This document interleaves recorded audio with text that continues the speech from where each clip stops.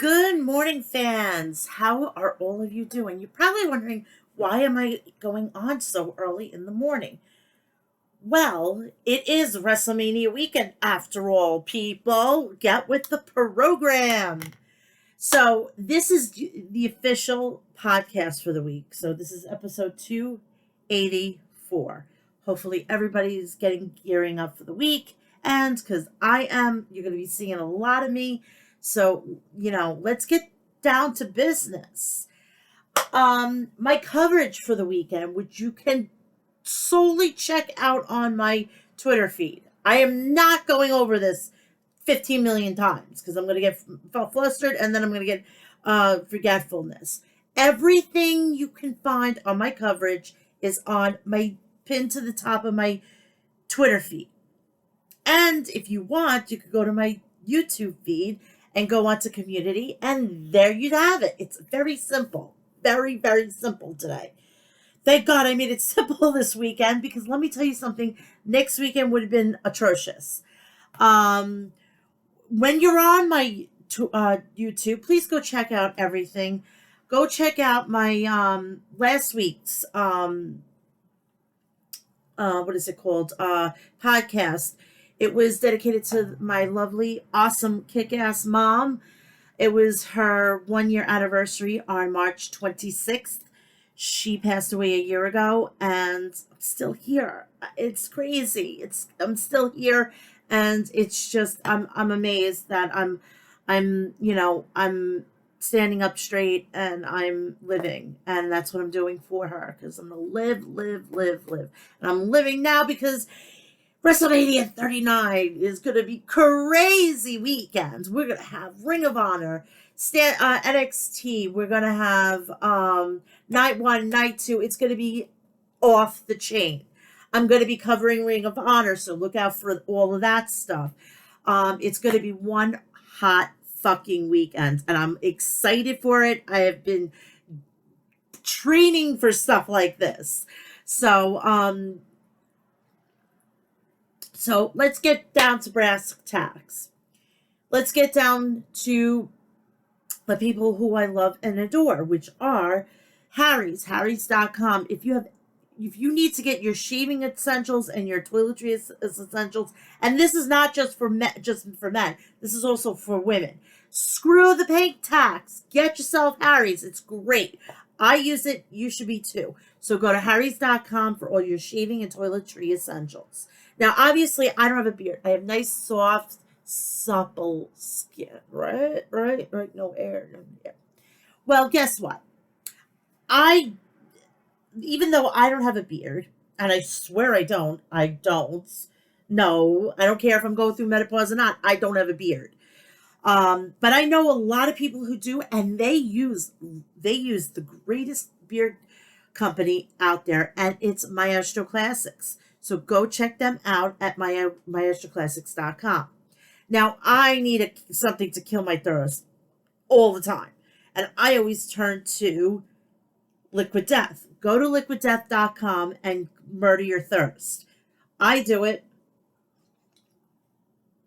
and they've ruined everything when it comes to seltzer water. Go check it out. Plus, they've added flavored seltzer waters and iced tea. So go check them out at liquiddeath.com. Now, you're going to be seeing me drink probably a ton of coffee this weekend just to keep up with everything. So what I do is I turn to Deathwish Coffee at deathwishcoffee.com. Go check out the world's strongest coffee with the lowest acidic rate and get merchandise to boot. So deathwishcoffee.com. Also, please go check out April 21st, the next event for House of Glory. I think it's Resurgence. Get the entire card, all the late-breaking stuff on their Twitter, their Instagram, the whole shebang. Plus, go to their website at hodwrestling.net, and you can go get tickets if you're able to attend. I'm not 100% sure if they're going to be on Fight TV. I will be finding out as weeks go by. Now, I want to say thank you for this lovely care package I got. I got a candle, and I also got coffee beans from this awesome um, startup company. It's called Sparrows. It's for the sparrows.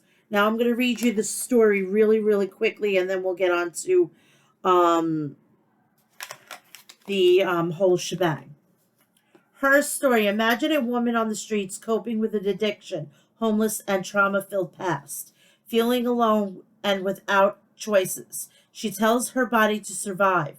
She feels hopeless. One Friday night, as she stands on the side of the road waiting for her next customer, an outreach worker approaches her.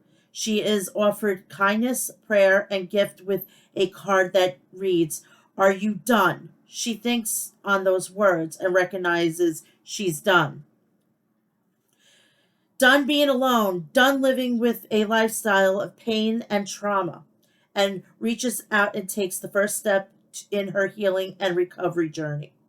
Within a short time, she moves into a safe house and attends classes in the day program. She finally has hope.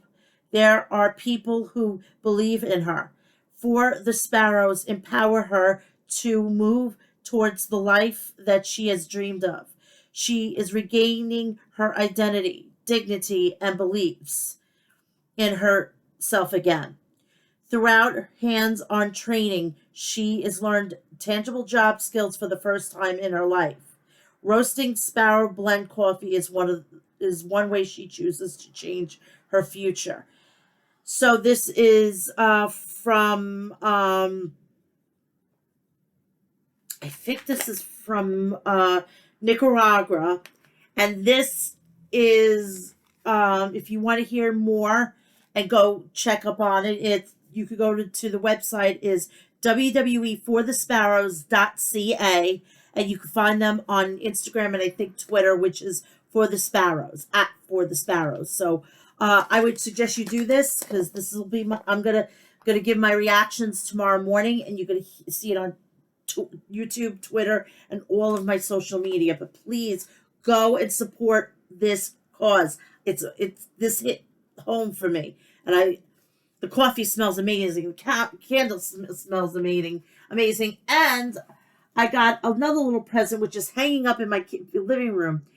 It's a big, thick plastic chain, and the logo on it, the charm on it, is the Calgary Hitman. And I have a very good friend in Calgary and in Canada that had sent me these things. And I'm not going to drop the name because I don't want anybody to know about it. But let's just say she's very prominent, and she's got to do with the wrestling royalty families.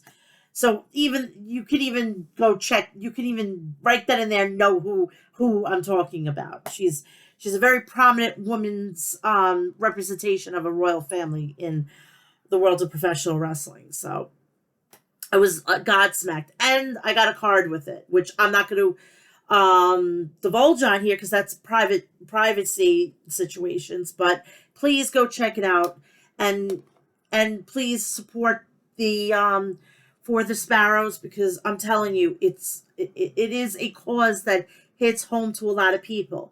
I don't have any substance abuse, but I was going through a lot of trials and tribulations, and I know what it's like to dig myself out of it. And I'm going through a lot of medical issues right now, which I'm not going to divulge right now, but I will when things start to look promising. So please stay tuned to that. All right.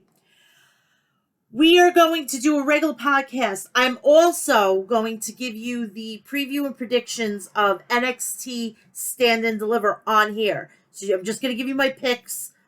At the end, I'm going to give you even the go home show, but it's going to be at the end of the show. All right. So strap your all in, and here we go. Let's get to SmackDown from last week.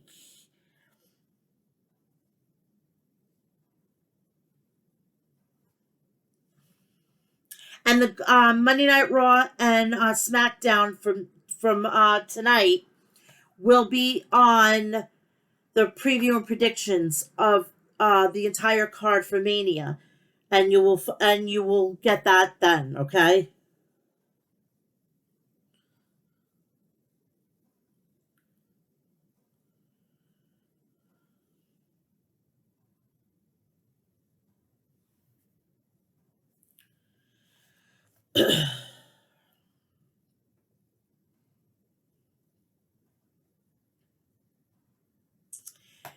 All right, SmackDown. Tonight we'll see Cody Rhodes making his in-ring return to SmackDown as he takes on Imperium Ludwig Kaiser.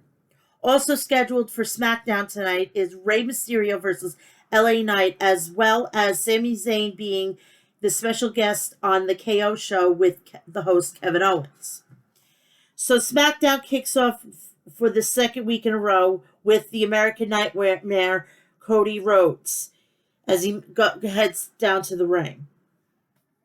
And he goes to the opening match as he faces Ludwig Kaiser from Imperium.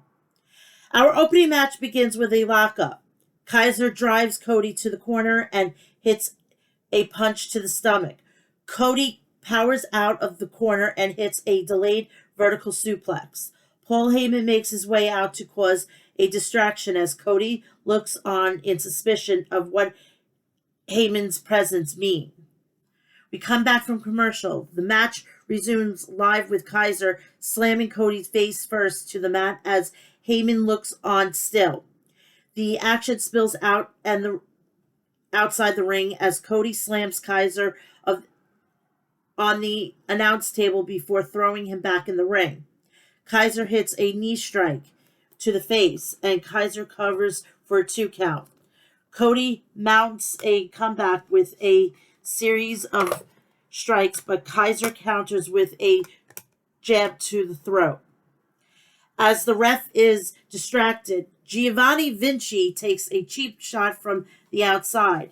Kaiser hits a stomp to the head and follows with a sliding uppercut. Cody launches Kaiser over the top rope to the apron, and Cody hits a disaster kick. Cody picks Kaiser up but is distracted by Solo Sikoa coming out to join Heyman as the two now walk to the ringside area. Off the distraction of Kaiser is able to Irish whip Cody into the steel stairs. We come back from commercial break. Back live with Kaiser and Cody colliding with a double lariat to knock them both down. Cody hits a forearm strike and then a drop down uppercut. Vinci throws his jacket in the ring and as the ref tosses it away, Vinci and Kaiser hit a leg sweep and a lariat combo. Kaiser covers for a close 2 count. Cody hits a cutter and to Kaiser and follows with the crossroads. Cody covers for the 3 count. Cody is the winner. After the bell, Heyman and Solo get on the apron. Heyman holds Sikoa off while getting on the mic to offer Cody an apology on the behalf of the Bloodline. Heyman announces Cody as your winner and still challenger, Cody Rhodes. Heyman then says he's the same Cody Rhodes whose road to WrestleMania has a giant pothole in the form of one-on-one match against Solo Sikoa. And if he survives, the road leads to Roman Reigns, who will be here next week on SmackDown, which draws great heat from the crowd. Cody grabs the mic and says Heyman wants to move the goalpost on him again. Cody accepts the match against Sikoa and says that Sikoa will find out he's not ready for Cody Rhodes. And at WrestleMania, Reigns will find out the same thing. We come back from commercial break. SmackDown returns live with SmackDown Women's Champion Charlotte Flair making her entrance. Charlotte says she has become a 14-time champion by respecting other women. No, that's not the fucking case, okay? You're going to do anything and everything to get what you want. You don't respect anybody. You don't fucking respect any of the women in WWE. So bull fucking shit, Charlotte. Fuck you, Charlotte Flair. So she goes and so by respecting the woman she has faced off with, going to the list of names including Nikki and Brie and Sasha. Sasha was mentioned. You're damn right she better be mentioning Sasha. And built this house with the bricks the fans have thrown at her. Charlotte says that she plans on continuing the greatest legacy in the history of sports entertainment. Sweetheart, the bricks that thrown at you were legitimately formed by your father, all right? So don't give me this bullshit. If it wasn't for your father and your brother dying, you wouldn't be in this position, all right? You're just living out the rest of your brother's legacy and your brother's destiny that he couldn't fulfill until he overdosed on pills. And I'm not fucking trying to get heat or anything. It's the fucking truth, okay? If you can't deal with me telling truth bombs here, I don't want to fucking hear it. Anyway, moving on. Rey Mysterio makes his entrance for his upcoming match. On his way to the ring, he hugs his wife and daughter who are sitting at ringside. We come back from commercial break. We have Rey Mysterio versus LA Knight. The match kicks off with Knight charging at Mysterio in the corner, but Mysterio is able to evade Knight and hit a dropkick. Mysterio hits a monkey flip out of the corner and hits a series of punches on the top rope, and Rey shows tribute to Eddie Guerrero in the process. Knight hits a neck breaker on Mysterio and covers for a 1 count. Mysterio ducks a lariat and hits a head scissors takedown. Mysterio kicks Knight to the outside and hits a baseball slide splash to Knight outside the ring. Mysterio tosses Knight back in the ring and goes to the top rope. When Dominic Mysterio music hits and off the distraction, the sight of Dominic coming out to the ring, Knight shoves Mysterio off the top rope. We come back from commercial break.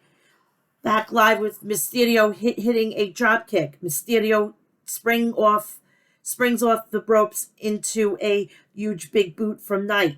Knight hits a back suplex and goes for an elbow drop, but Mysterio rolls out of the way. Mysterio springs off the top rope and hits a Knight with a bulldog. Mysterio goes on top and hits a seated senton and then springboard crossbody.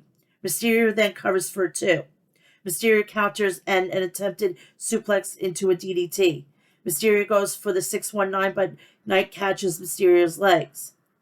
Mysterio rolls Knight into the ropes again and goes for another 619, but Dominic trips up his father off the distraction. Knight was able to get a roll-up for the 3 count. Winner, LA Knight. I'm a happy camper. I am a Judgment Day girl, sorry.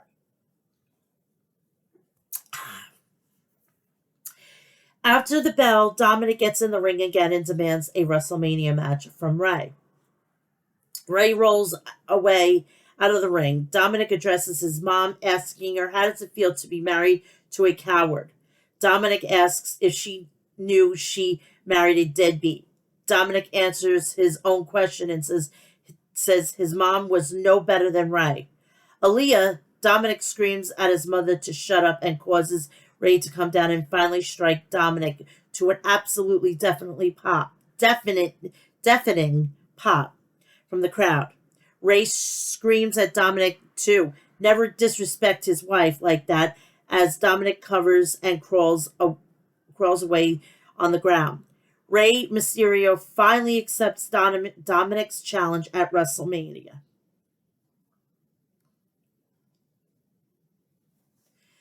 We come back from commercial break. We have Xia Li and Lacey Evans versus Shotzi Blackheart and Natalya. The winner will be going to WrestleMania in the Fatal 4-Way Showcase match. This is WrestleMania's Showcase qualifying match with Evans and Shotzi in a lockup. Evans slams Shotzi to the mat by her hair and then hits a running spear in the corner before tagging in Lee. Lee hits a running knee in the corner and then hits a suplex. Lee slams Shotzi head first, Shotzi's head into the turnbuckle, and tags Evans back in, who bashes Shotzi's head off the mat before covering for a 1 count. Evans takes a cheap shot to Natalya to knock her off the apron. Shotzi gets a surprise enziguri, but is unable to tag Natalya in as she is still off the apron. Lee tags back in, and Shotzi ducks the woman's right from Evans, causing Lee to be hit with the move. Shotzi and Evans with a tope suicida, and Natalia tags in. Natalia locks in the sharpshooter, and Lee taps out. Winners Shotzi Blackheart and Natalia.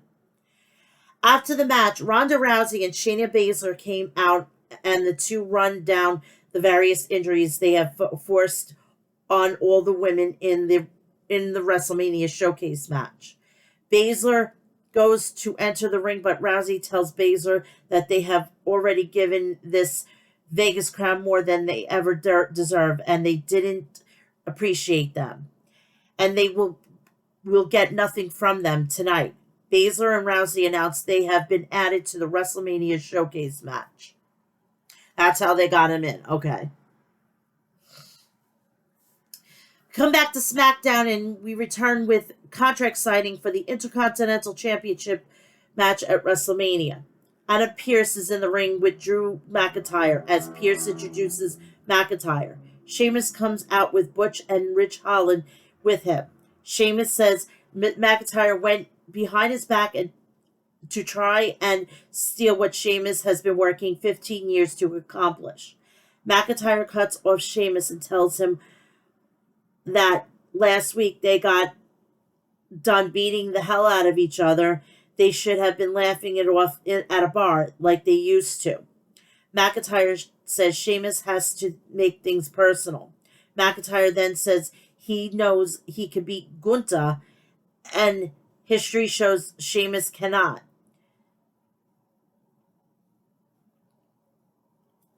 Pearce steps in to calm things down, and Pearce gets McIntyre and Sheamus to both sign the contract.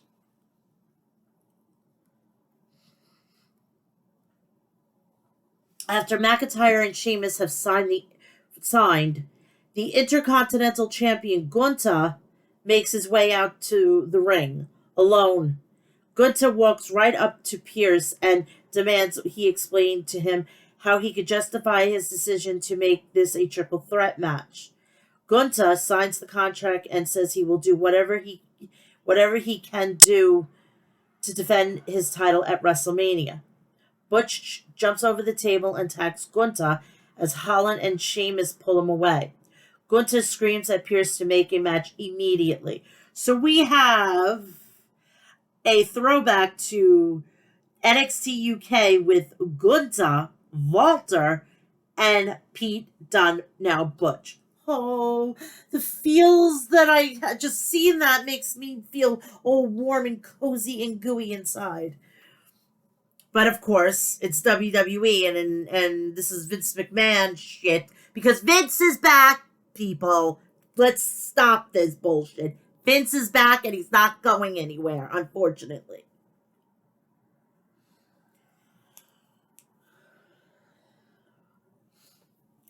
The impromptu match, familiar to those who watch NXT UK, begins with Butch hitting a series of chops before being met with a big boot from Gunther. Gunther hits a double underhook power slam and stomps on Butch's face. Butch hits a few punches before being knocked right down by Gunther, by a Gunther chop. Butch grabs Gunther's arm and attempts to snap Gunther's fingers, but Gunther counters into a Boston Crab before transitioning into a crossface. Gunther lifts Butch up and knocks him back down with a chop. Butch gets up and hits an enziguri, but Gunther stays on his feet. Gunther avoids another enziguri and hits a suplex to Butch and throws him over the top rope, where Butch hits the stairs on her way out. We come back from commercial. The match continues with Gunther going for a chop, but Butch catches his hand and snaps Gunther's fingers. Butch dives off the top rope to hit a double foot stomp to Gunther's arm. Gunther locks in a sleeper hold, and Butch is able to crawl to the ropes. Gunther goes for a German suplex, but Butch flips out of it. Gunther rolls to the outside. In the ring, Butch goes for a moonsault, but Gunther dodges. Butch lands on his feet. before hitting a brutal chop. Back in the ring, Butch, distracted by McIntyre, brawling with Sheamus and Holland, which allows Gunther to hit a lariat. Gunther then hits a last symphony and covers for a 3. Winner, Gunther. We go to commercial break. Back live with Kevin Owens in the ring to host the KO show. Owens introduces his guest, his friend, his brother, Sami Zayn. Owens says Zayn insisted on having his own entrance so the crowd can chant his name, which they, of course, did. Zayn says that the two men are on the verge of winning the tag team titles after all they have been through together. Owens says WrestleMania this year is different and that he has something for Zayn. Owens gives Zayn his own custom KO Mania t-shirt. Owens reveals the front of the shirt that says WrestleZania, which is something I'm sure we will hear nonstop for the next few weeks. Zayn gleefully puts on the shirt, and Zayn and Owens embrace in a huge hug before the two attacked from behind by the Usos. The Usos hit a double super kick to Owens and then a 1D to Zayn. The Usos ran away as Owens enters the ring with a chair. SmackDown ends with Owens and Zayn staring across the stage as their WrestleMania opponents taunt them with the Uso music playing in the background. So this reminds me a lot, with Zayn and Owens, reminds me a lot of Triple H and Shawn Michaels. When they reformed DX to go against Vince McMahon and the whole McMahon family and the whole situation, I think that's pretty cool. We're going to go right into AEW, and then we're going to go to NXT, and then I'm going to get you out of here for the rest of the morning because you're going to see me again at 2 p.m. You're going to see me 3 times this weekend on Friday, today. It's going to be crazy. Let's go to AEW, and we're going to go right into Rampage from last week. Things are starting to heat up for Double or Nothing. They're also starting to give you bits and pieces for the Forbidden Door, so that is that.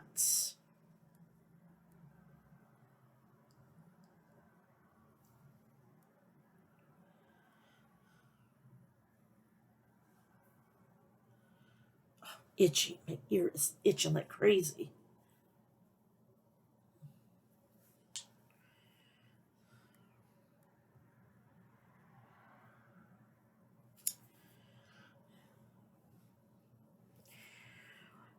Rampage. TNT Championship match. Powerhouse Hobbs versus Penta El Zero Miedo. They exchanged strikes in the beginning of the match. Penta El Zero Miedo blasted Hobbs with a thrust kick and then drop kick, sending Hobbs tumbling to the arena floor.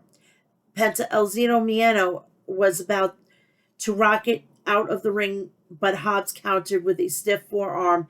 He followed up by ramming Penta El Zero Miedo into the ring post. Hobbs smashed Penta El Zero Miedo with a backbreaker. QT Marshall tied up Penta El Zero Miedo mask to the bottom rope as Hobbs distracted ref Aubrey Edwards. Hobbs stomped Penta El Zero Miedo, then targeted the back with a delayed vertical suplex. Penta El Zero Miedo fired back with a backstabber to Hobbs for a near fall. Hobbs gained the upper hand again after planting Penta El Zero Miedo hard on the mat. Penta El Zero Miedo got Hobbs wobbling with 2 thrust kicks, then followed up by diving over the top rope and crashing onto Hobbs. Penta El Zero Miedo landed on Hobbs twice with diving foot stomps for a 2 count. Aaron Solo got involved in the match, but Penta El Zero Miedo stuffed him with Made in Japan as the ref was dealing with the QTV crew interference. Hobbs blindsided Penta El Zero Miedo, cracking him across the side of the head with the TNT Championship belt, and then pinned him. Ray Phoenix ran down to the ring with a hammer, fending off the QTV crew from doing damage to Alex Abrahantes. Absolute Ricky Starks came to the ring. Starks, I'll be honest, I'm not in the mood for any more talking. Juice Robinson, bring your ass out here. Juice Robinson walked down the ramp with a microphone. Juice, are you calling me out? If it's an ass beating you want, say no more. Ask and you shall receive, sweet boy. Juice walked to the ring but stopped short. Juice turned his back and began to walk back to the locker room. But Starks ran out and stopped Juice. Juice managed to escape and said he wouldn't wrestle Starks here, but he'll meet him on April 5th. Okay, it's coming up.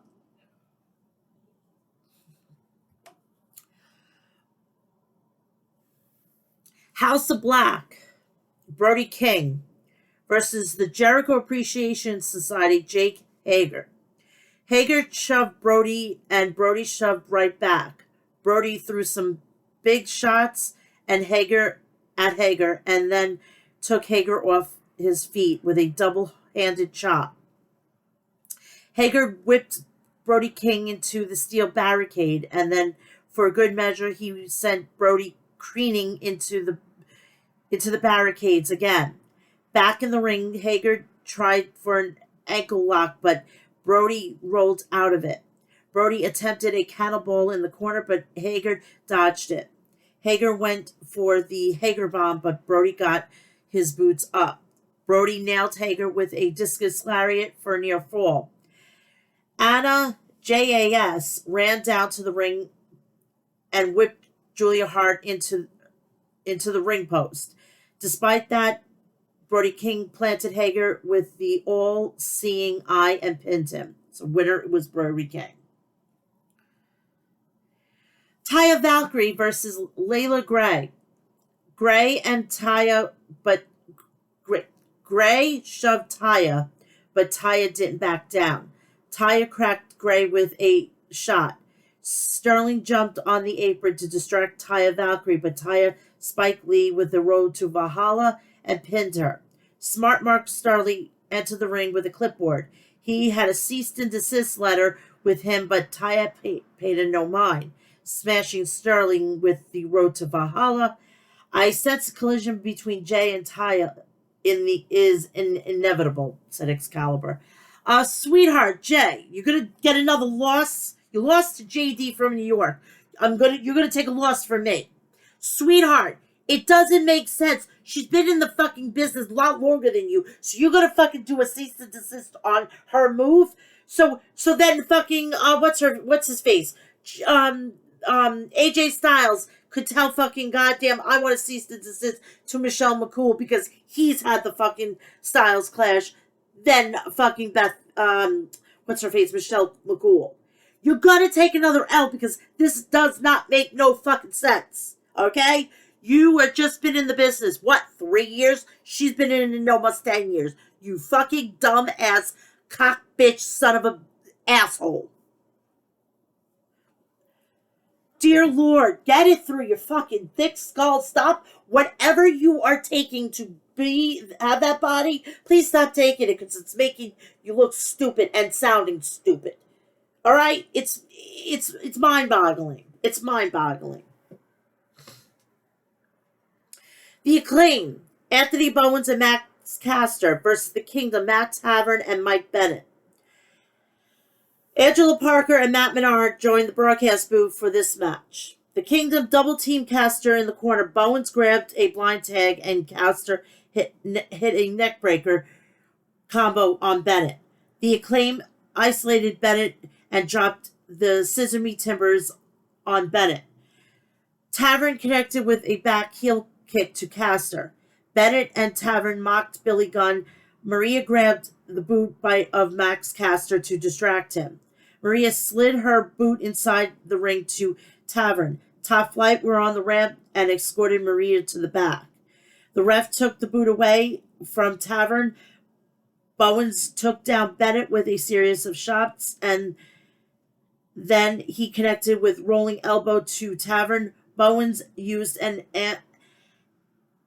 the arrival, and then Caster hit the mic drop to pin Tavern. The Acclaim picked up the victory. The Acclaim overcame interference from Maria and said Excalibur. So we are going right into Dynamite. I'm just letting you know, Jade, you just took a second loss. Because this logic app is a fucking hideous piece of shit.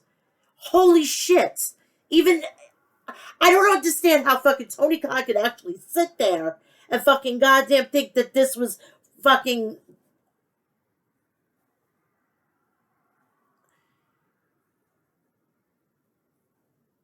plausible that this could be happening. Second loss, okay? Sweetheart, stop taking L's. They don't look good on you.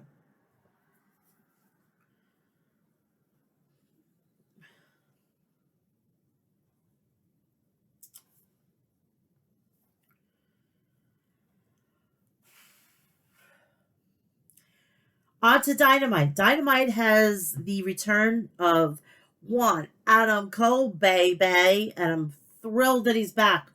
I just miss him with his dad in NXT, but I'm glad he's not there right now because he would have probably been reduced to what was said into the dirt sheets.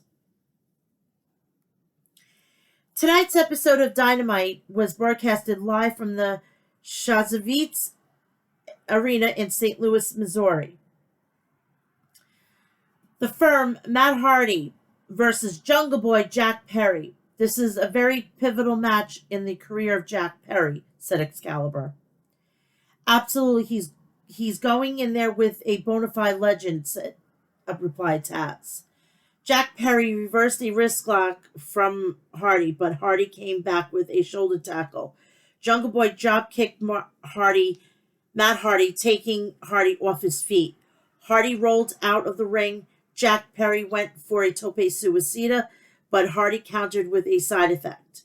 Ethan Page whipped Jack Perry into the steel ring steps. Sammy Guevara and Darby Allin were seen watching separate monitors backstage and scouting Jungle Boy. Hardy and Perry traded strikes on the ring apron. It broke down into a hockey fight, but then Hardy scored with a side effect on the apron. They brawled back into the ring, but Jungle Boy's lower back was clearly hurting. Ethan Page distracted Jungle Boy, and Hardy took advantage of the situation, superplexing Jungle Boy for a near fall. Ethan Page jumped on the apron again, but this time FTW champion Hook had seen enough and came down to the ring. Hook and Page began to brawl, both guys swinging for the fences. As Hardy was distracted outside the ring, Jack Perry rocketed outside the ring with a tope suicida. Jungle Boy rocketed Hardy with a flatliner and then an elbow to the back of the head to score the pin. AEW World Champion MJF walked out to the ring after the match. MJF, cut my music. I run the show around here so shut your mouth. I'm going to keep it real with you, Jungle Boy. You said after our match at Double or Nothing in 2020, you had the audacity to say I had it easy, that I waltzed to the top of the card. You had the audacity to say this is the MJF show. You're right. It's my job. A joke? You're right. My job is a joke, dude. I get to come out here and obliterate these losers. I get on my jet and go back to magical Long Island. I popped for that. All right? And I'm going to tell you the reason why. I'm from Long Island, all right, bitches and assholes. I'm from Long Island. So when I get a shout out from anybody, I geek out, all right? I mark out. I may not be happy with what's going on in the state, but I am proud to be from Long Island. This is my home. I've been here for 40 fucking years, going on 41 in 6 weeks, less than 6 weeks. I think it's I think it's less than 6 weeks. I think it's like more than like a month. I am proud. So when somebody says something about Long Island, good or bad, I geek out. I'm sorry.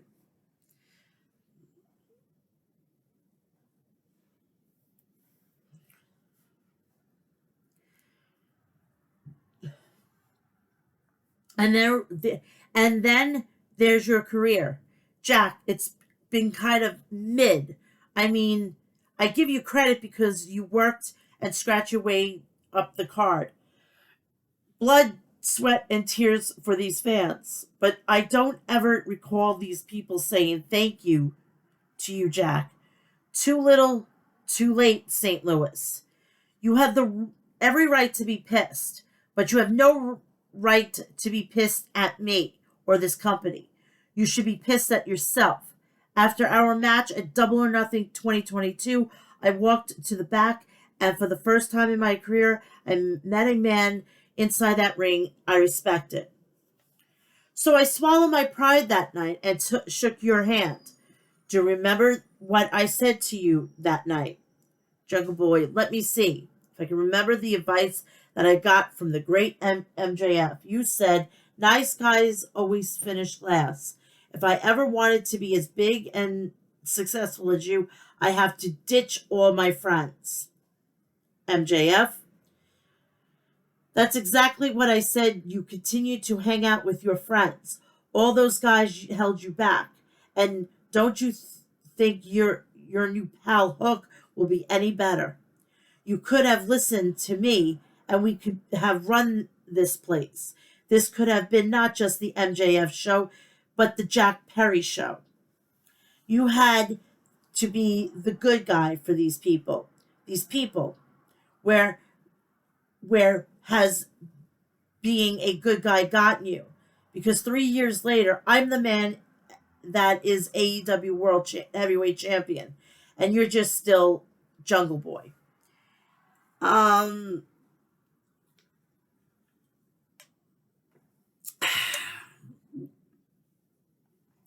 as the oh so wise Triple H would say, if you're not making enemies, you're not making money. And it's so fucking true. It is so fucking true.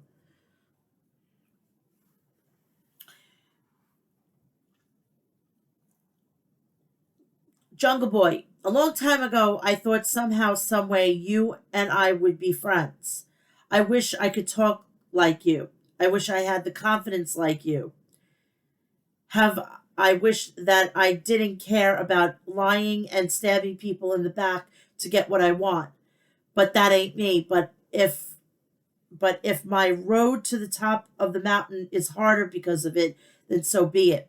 But when I become AEW World Champion, at least I won't wake up alone every day and hate the person I see in the mirror. I'm JF. That was really good. Congratulations. It only took you 4 years to learn how to talk. You're right. At one point in time, I thought maybe we could be friends, partners. But now, because you have turned out to be a massive disappointment, you're weak. Jack Perry heard enough. He lunged at MJF. Jack stomped down on MJF and then took MJF down with a lariat. MJF retreated in the ring from the ring before Jungle Boy could put out his lights. And of course, MJF brought up Anna Jay. That's his girlfriend. I have a little bit of news to tell you after this about Jay White. It's not that we know where he signed. It's a factoid. which I found out this morning, which I'm freaking flabbergasted.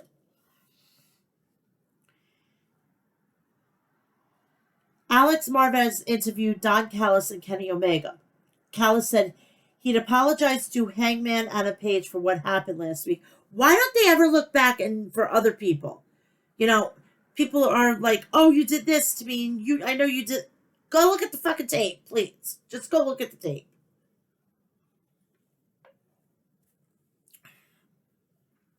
Footage was shown of Matt Menard, Angelo Parker, and Jake Hager taking the Acclaim and Daddy Ass out for a night on the town.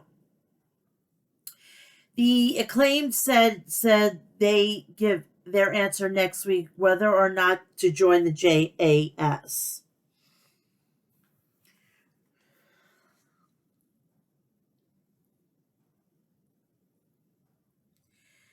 Trios match.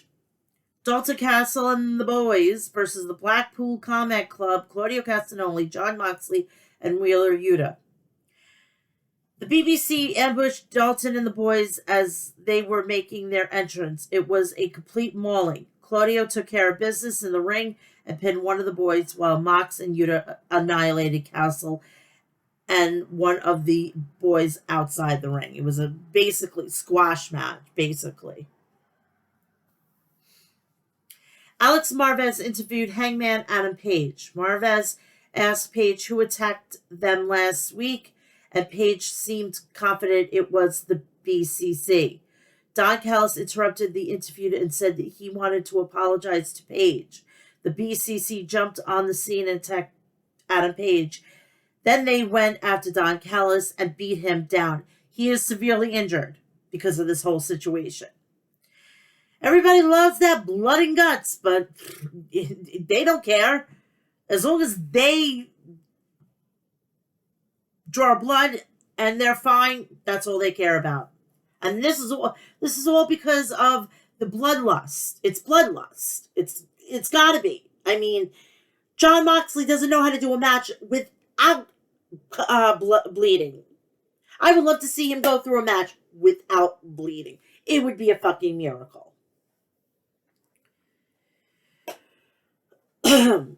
The IWGP United States Heavyweight Title match.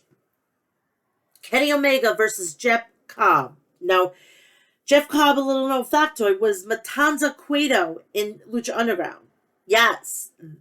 The tour of the islands. I mean, it was crazy. When I found that out, my mind blew. If you haven't known and you're new to my channel. We start off before the match. Tony Schiavone informed Omega that Callis has been attacked by the Blackpool Combat Club. Omega was shocked, unaware of the development, but he tried to remain focused because he had a match to compete in. Omega took down Cobb with a Hurricane Rana. Omega jumped over the top rope with a Terminator dive onto Cobb. Back in the ring, spiked Omega with a running brainbuster.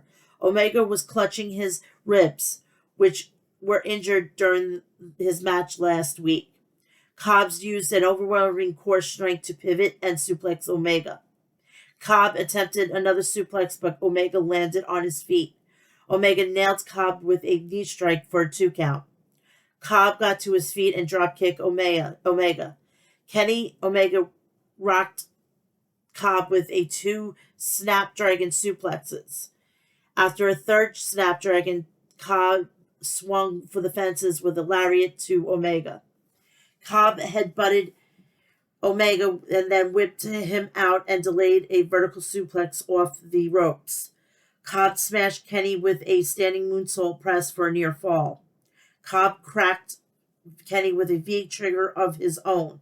Cobb was looking for a tour of the islands, but Omega countered with a V-trigger to the back of Cobb's head. Omega finished off Cobb with the one-wing angel and then pinned him. He never disappoints, Kenny Omega is absolutely amazing, said Schiavone. After the match, the Blackpool Combat Club surrounded Omega, who was alone in the ring. The American Dragon, Bryan Danielson, ran to the ring. Danielson ordered the BCC to stand down. Danielson offered a hand to Omega, helping him up. As Omega had his back turned, Danielson nailed him with a knee strike. The Blackpool Combat Club swarmed Omega for 4-on-1. No one could stand in their way. They are ruling AEW, said Tony Schiavone. So now the Blackpool Combat Club are officially heels. One Lord Stephen Regal, or Lord William Regal, would be oh so proud, smile on his face like he always does when he either got his way or he just did something fucking gangsta. I love it. The AEW Tag Team Champions, the Guns, were backstage. They ran down FTR saying they don't respect a FTR. Next week Next week it'll be careers versus titles. The AEW International title match. Freshly squeezed Orange Cassidy versus the Butcher. The Butcher and the Blade attacked Orange Cassidy before the match. The ref ejected Blade from the ringside area. As the referee was doing this, Butcher continued to pummel Orange Cassidy. Butcher chopped away at Orange, but Cassidy countered by bouncing Butcher's head off the turnbuckles. Butcher hoisted up Orange and then dropped him hard on the turnbuckles. They brawled outside the ring with Butcher swinging Cassidy into the steel guardrail. Back in the ring, Orange connected with a Stundome Millionaire and then a DDT for a near fall on Butcher. As the referee was distracted, the Blade ran down to the ring and cracked Orange with the back of a crowbar. The best friends came down to help their friend Orange. Trent hit Butcher in the back with a crowbar after the beach break, and Orange pinned Butcher, and he successfully retained. Oh, the women's division. I think I'm going to fucking scream half the time when I see the women's division on Dynamite. This shit should be meant for Rampage and fucking Dark. The Outcast, Ruby Soho versus Willow Nightingale. Ruby slapped Willow in the face. Willow countered with a no future and dropped Ruby with a side slam. Willow is all business here tonight, said Excalibur. Willow used her power advantage and body slammed Ruby Soho. Willow smashed Ruby in the corner with forearms as the ref was distracted. Saraya battered Willow with knee strikes. Ruby Soho used a snap suplex on Willow for a near fall. Willow hoisted up Ruby and dumped her with a Death Valley driver. After the assist from Tony Storm, Ruby rocked Willow with two no future kicks. Willow countered with the Destination Unknown with a mighty pounce. Willow was looking for the Dr. Bomb, but Tony interfered. Unbeknownst to the ref, Ruby used the ropes illegally for leverage and pinned Willow Nightingale. After the match, the Outcasts were attempting to break Willow's leg, but Rio and Blue Sky ran to the ring. The Outcasts had Riho and Blue Sky outnumbered, though until AEW Women's Champion Jamie Hayter ran down and chased off the Outcasts. Now we have the main event where my boy, even though he's like almost 10 years younger than me because the age gap, and he's still in his 30s and I'm in my 40s. My son, my beautiful baby boy, come on, Adam Cole, baby, versus the Jericho Appreciation Society, Daniel Garcia. Cole took down Garcia with a side headlock, showing no signs of ring rust. Garcia fired back with a pile driver. Cole rolled out of the ring to the arena floor. Cole tried to build a comeback with a flurry of offense. Cole leveled the playing field quickly with a neckbreaker on Garcia. Daniel Garcia tossed Cole on his neck with a German suplex where I felt it. And I'm even grabbing my neck as I'm reading this.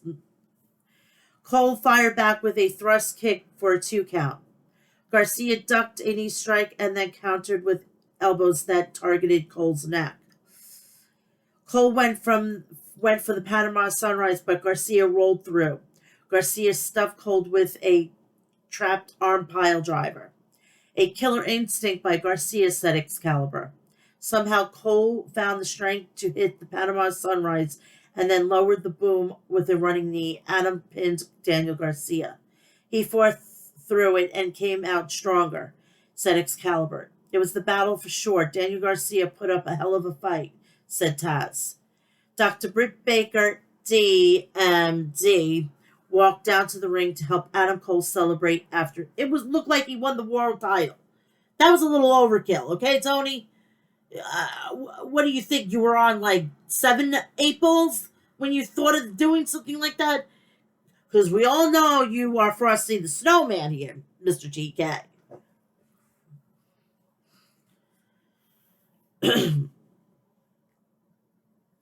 Then Judas began to play. Chris Jericho came to the ring to help Daniel Garcia to the back. Jericho wouldn't make eye contact with Adam Cole. And that is that. They will be from the USB Arena in Long Island, New York, baby. Oh, I love Long Island. I really wish, hopefully, one day that we get exercise from the state of New York and we have our own state. We have our own politics. We all have our own everything. It would be just, so too sweet. Of course I had to do that. I mean, come on. Who do you think I am, people? Now on to NXT, and then I'll give you my picks, and then I'm going to get you out of here. Very simple tonight. Today.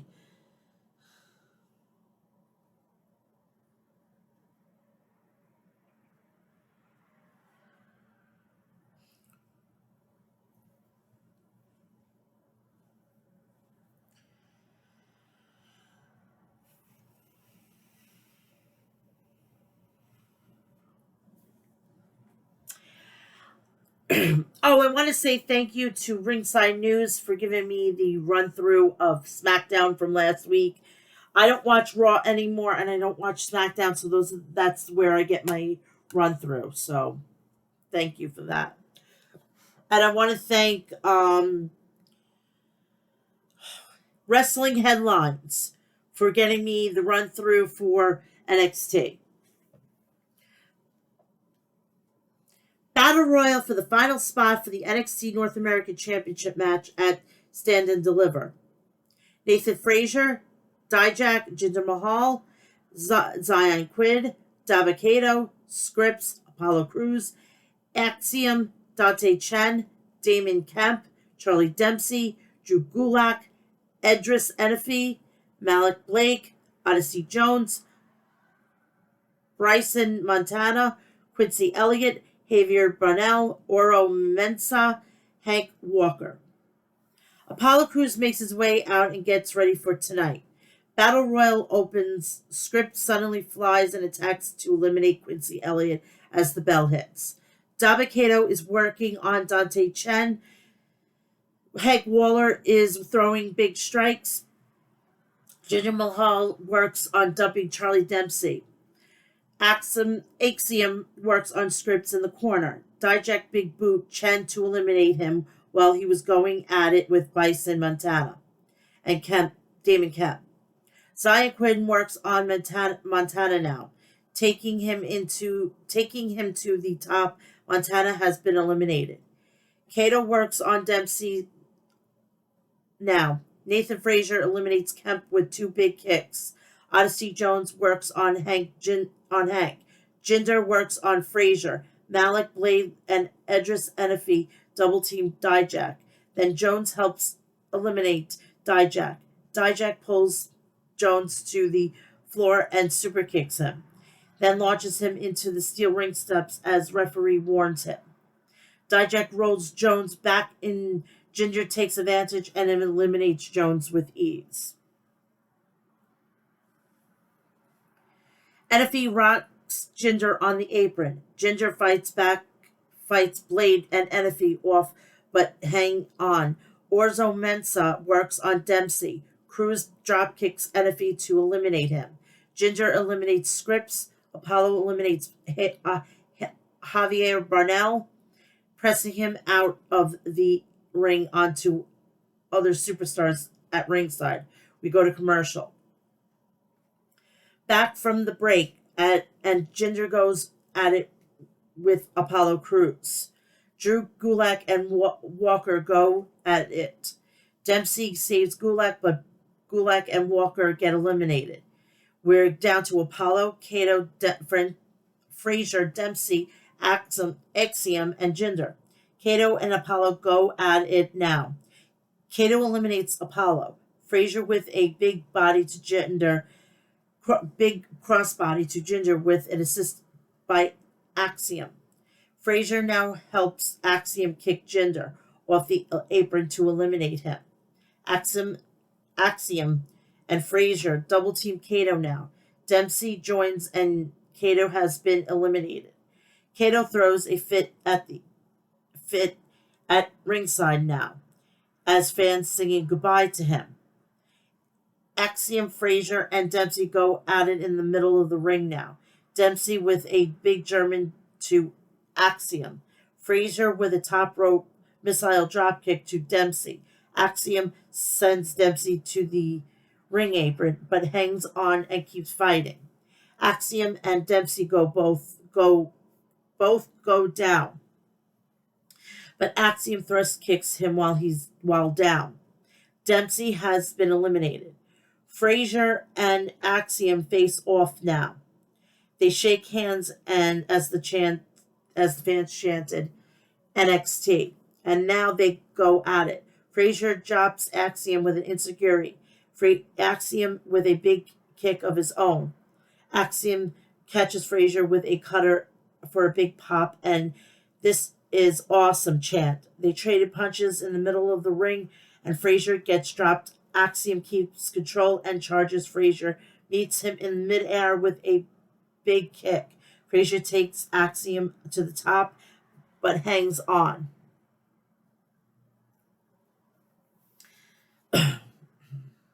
Frazier runs up top for a big suplex, holds for another, but Axiom blocks it. Frazier blocks the counter and goes to send Axiom out, but Axiom sidesteps and sends Frazier to the apron. Frazier hangs on and pulls himself back in, but they tangle one more time, and Axiom tosses Frazier over the top rope to the floor to win and advance to Stand and Deliver. Winner, Axiom. So we have him added to the ladder match. I'm going to tell you, nothing's going to replace at whatever was at TakeOver New Orleans with the inaugural ladder match for the North American Championship, where my son, my boy, Adam Cole won. He's the first North American champion, so don't get it twisted when you go back and say, oh, I didn't know Adam Cole was in WWE, because they're going to try to fucking erase it from your mind. Don't let it. So then after the match, NXT North American Champion Wesley enters the ring to greet Axiom. Dragon Lee then enters the ring and all three face off. Ilya Dragunov appears on one side of the apron and J.D. McDonough on the other side. Fans chant NXT as the Fatal 4-Way competitors face off. I don't even know. I think this is a ladder match. I'm not 100% sure. I don't even know, and I don't care. We go backstage to Stand and Deliver host Pretty Deadly. They welcome us to their one-of-a-kind Stand and Deliver preview. They first look at the NXT North America title Fatal 4-Way. It's a regular Fatal 4-Way. They wonder how Wesley will retain. Elton Prince predicts J.D. McDonough to win, while Kit Wilson goes with Dragon Lee. Pretty Deadly says we will hear more from them later on tonight. Andre Chase, Duke Hudson, and Thea Hale are backstage with Tyler Bate. My, has the mighty have fallen.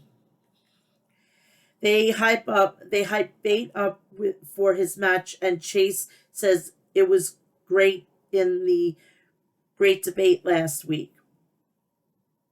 Duke looks bored in the background. Chase goes on about riding this momentum all the way to stand and deliver against the schism. They are fired up as they head out. Chase asks Duke if he's coming, and Duke says he wouldn't miss it for the world. We come back from commercial, and Josh Briggs is backstage talking to Brooks Jensen about his love life. NXT Women's Tag Team Champions Kiana James and Fallon Henley interrupt Jensen and ask James if she's okay because her message seemed off. Henley tells her to tell him. James is hesitant as she starts talking about how she feels terrible. She feels terrible because Jensen and Brooks aren't on Stand to Deliver. She got them a match tonight. If they win, they will be added to the triple threat title match at Stand and Deliver. Jensen and Briggs are thrilled. Hence, Henley is upset with James and can't stand her for not coming clean.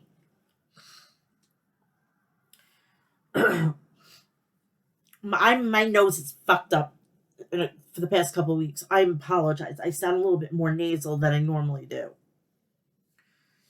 Tyler Bate versus Von Wagner. Oh my God, Mighty. I feel so bad for Tyler Bate dealing with all this bullshit. I remember NXT UK and I remember regular NXT Black and Gold. My. He is now ready for the main roster. He needs to be on the main roster. He needs to, go after Gunther and go after I would love to see Sheamus and Tyler Bate, Sheamus and Drew McIntyre, not Sheamus and Drew McIntyre and Tyler Bate. Who else can I see on there that will take another fucking Pete Dunne and Tyler Bate? Yes, ma'am. May I have some more? We go back to the ring, and out comes Von Wagner with Mr. Stone. Tyler Bate is out next with Chase University's Andre Chase. Thea Hale and Duke Hudson, the Chase U students section, cheers them on. The bell rings and they go at it. Von overpowers early on and decks Bate. Von presses Bate above his head, then drops him. Von poses for boos, and as Stone clears him on, the Hale screams for Bate. Von grabs Bate now, but fans rally. Bate looks to make a comeback, but Von drops him for a two. Von with big elbows in the corner to boots. Von ragdolls Bate around the ring and nails a big running corner clothesline. Fans do dueling chants. Bate dodges Von in the corner and he hits the turnbuckle. Bate with uppercuts and more offense now. Bate with more quick offense to Von in the corners.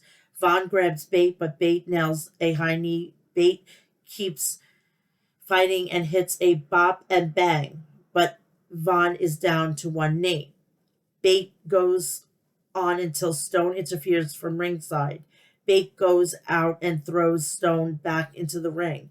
Hale attacks Stone and mounts him with pinches, sending him to the arena floor. Chase and Hale deal with Stone now. Bate runs in the ring and leaps out while Duke pulls the rope, helping Bate fly out to take Stone down one more time. Bate is happy they're all on the same page. Bate goes back in, but Von misses the big boot. Bate mountains some more offense and hits a top rope corkscrew for the win, and Tyler Bate wins.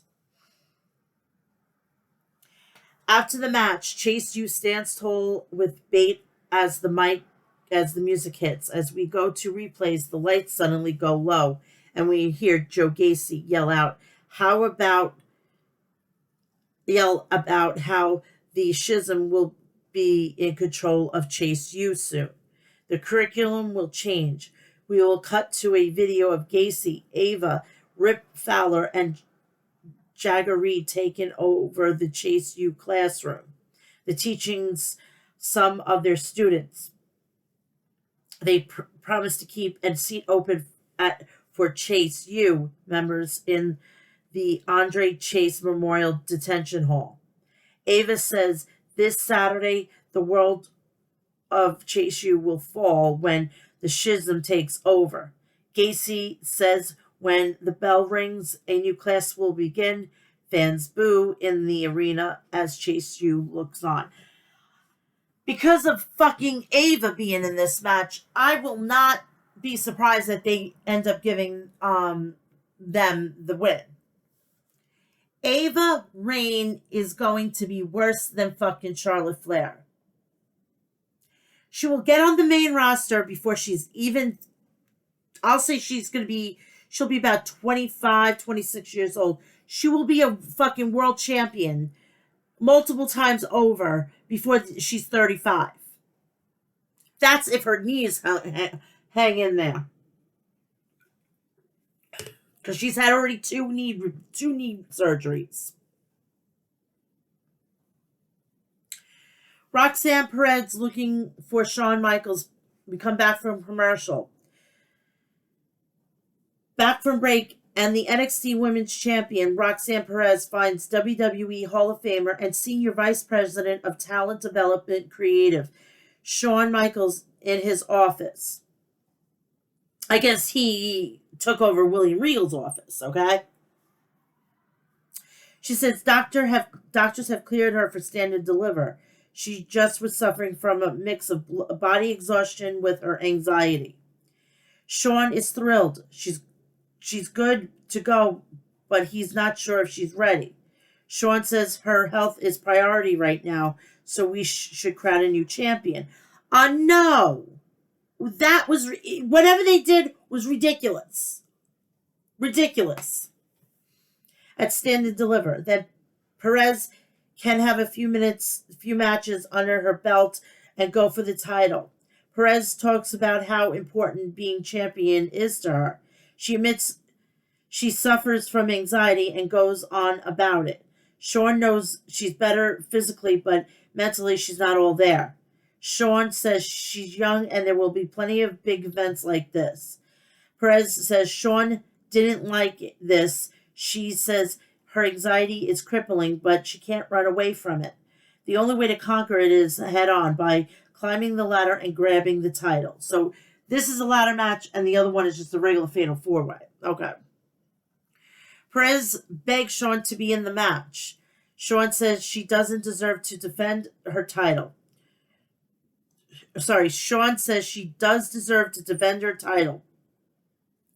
Shawn says he wants to test and follow up with doctors. She thanks him over and over. Shawn puts her in the ladder match and she keeps thanking him.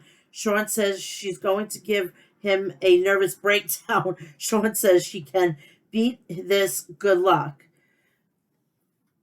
If you haven't done it to Vince McMahon, I think this one is going to be a cakewalk, Shawn. Elektra Lopez versus Valencia Feroz. We go to the ring, and out comes Valencia Feroz. We see what's happening between Feroz, Sol Ruca, and Elektra Lopez, and now Feroz dropped Lopez with a brass knuckles last month. The music hits, out comes Lopez. The bell rings, they go at it. Lopez takes control and talks some trash, but Feroz fights back out of the corner. Lopez with a takedown and a big slam. Lopez with a submission now, working on the leg as Feroz screams out. The fans rally. Feroz fights and makes a comeback until Lopez catches her with a electric shot. Sit-down powerbomb in the middle of the ring for the pin to win. Winner Electric Lopez. After the match, Lopez stands tall as the music hits. Still to come, Eddie Thorpe. We come back from commercial. Eddie Thorpe versus Miles Bourne. Back from break, and out comes Eddie Thorpe, making his NXT show debut.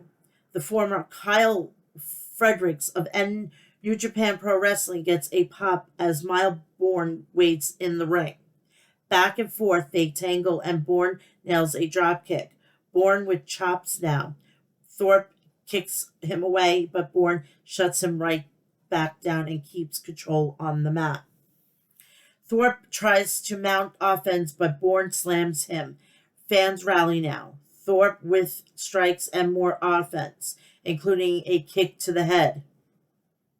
Thorpe with a big kick, then a hip lock, and a senton for a two.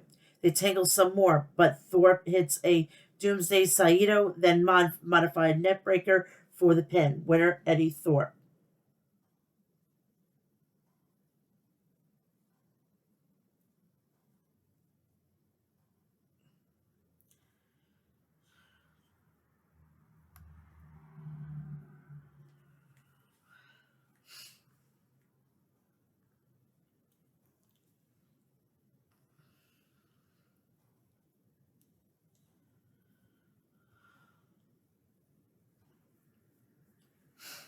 Sorry, my tablet's a little slow.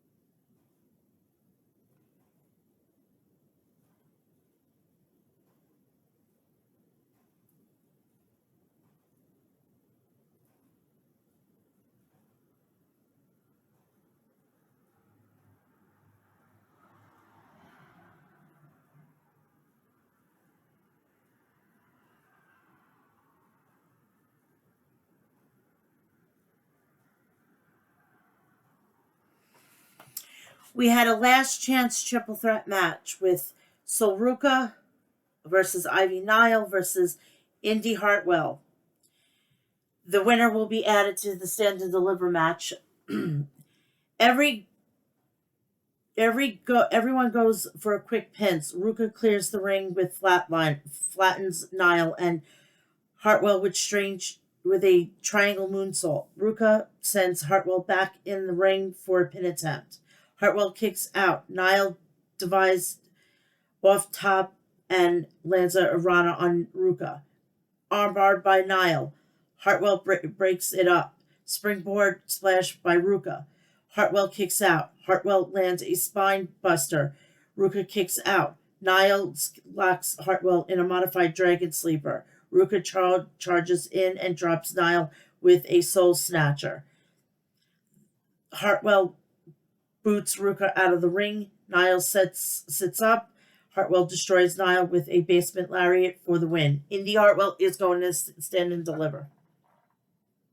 After the match, the Field of Women ladder match at Stand Deliver surrounding the ring. Perez appears on the Bird's Nest and holds the NXT champion. She's officially being reinstated. She wasn't even really stripped.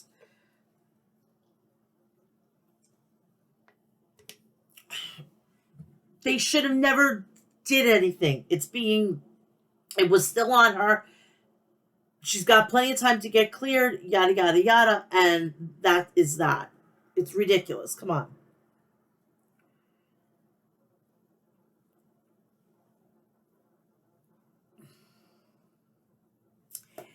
Hank Walker versus Drew Gulak with Charlie Dempsey.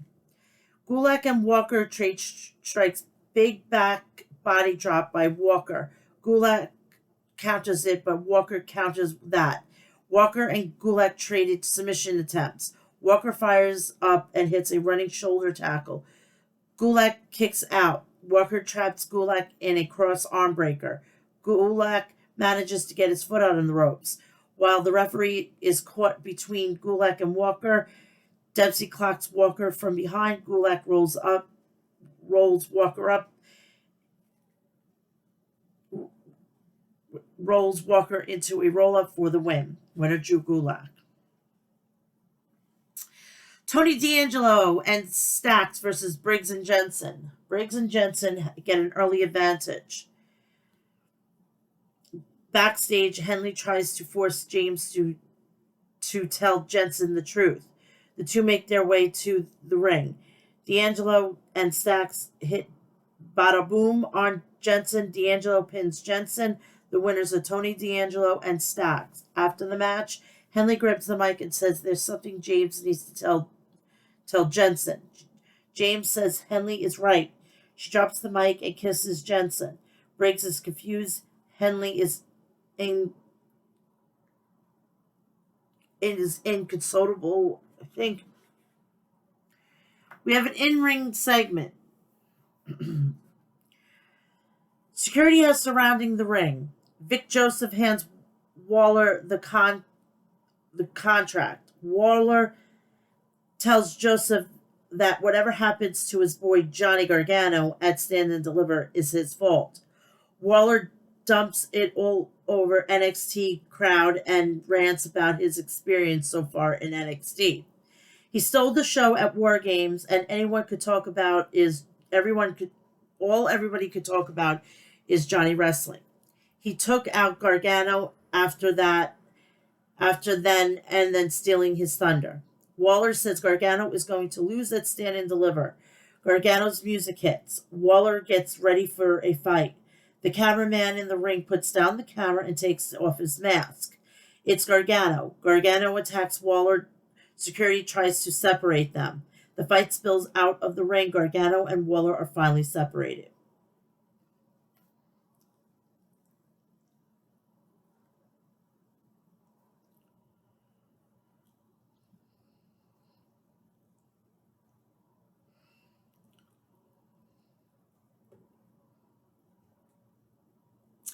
And that is that with... Oh, come on. So that is that. I'm going to make my picks, and then I'm going to get you out of here, and that is that.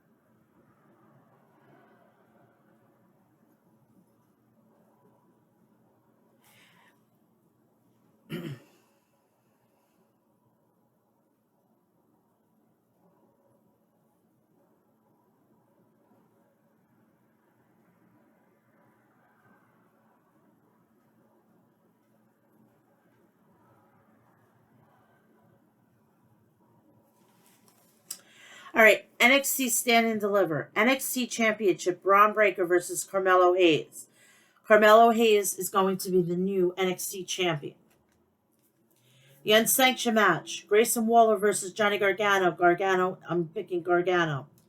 NXT Women's Championship ladder match, Zoe Starks, Gigi Dolan, Tiffany Stratton, Lyra Valkyrie, Indy Hartwell, and Roxanne Perez. I'm going to say Roxanne's going to retain. NXT Women's Tag Team title, Kiana James and Fallon Henley versus Isla Dawn and Alba Fire. I'm going to actually take Isla Dawn and Alba Fire because I think they need new people, and I think these two women could possibly be put on the main roster. NXT North American Championship, Wesley, Dragon Lee, JD McDonough, Ilya Dragunov, and Axiom. I'm going to take Wesley to retain. NXT Tag Titles, Wolfgang, Mark Coffey, the Creed Brothers, Tony D'Angelo, and Channing Stacks Lorenzo. I'm going to take Wolfgang and Mark Coffey. For the right to have Chase University, it's going to be the Schism, Joe Gacy, Rip Fowler, Jagger Reed, and Ava Rain versus Andre Chase, Duke Hudson, Thea Hale, and Tyler Bate. I'm going to, because of Ava Rain making her debut, I'm going to take the Schism. And that is that. That's the end of episode 284. I'm going to be back here at 2 p.m. for your Ring of Honor preview and predictions. And that's going to be at the end of... No, and then I'm going to be back here after Ring of Honor's Supercard of Honor and give you the review and the outcomes and everything like that. I want everybody to have a great rest of your Friday. I'll be back here at 2 and then back here right after Ring of Honor. So it's going to be, you're going to see me a lot, all right? So be prepared. But please go check me out while you're here. Go check out all the rest of my content and whatnot. Please go check out me on Twitter, Instagram, TikTok, Mel's Mat Chat, and please go check me out on Snapchat and Facebook. By the way, I was able to get my things verified on Instagram, so those two sites are completely verified, Twitter and Instagram. So those are real. That's my real. That's me. That's all me. Please do me a favor. Go check out harrys.com for all your shaving and toiletry essentials. Please go check out Maestro Classics at maestroclassics.com and get all your beard essentials. Please go check out Liquid Death at liquiddeath.com and Murder Your Thirst. Please go check out Deathwish Coffee at deathwishcoffee.com and get the world's strongest coffee with the lowest acidic rate. And please go check out HOG Wrestling at hogwrestling.net, and you can go to their next event, or hopefully be it on Fight would be April 21st. It's called Resurgence, and there's a lot of good matches. You can go check them out on their website. Please also, this weekend starts Autism Awareness Month on April 2nd, night 2 of WrestleMania World Autism Awareness.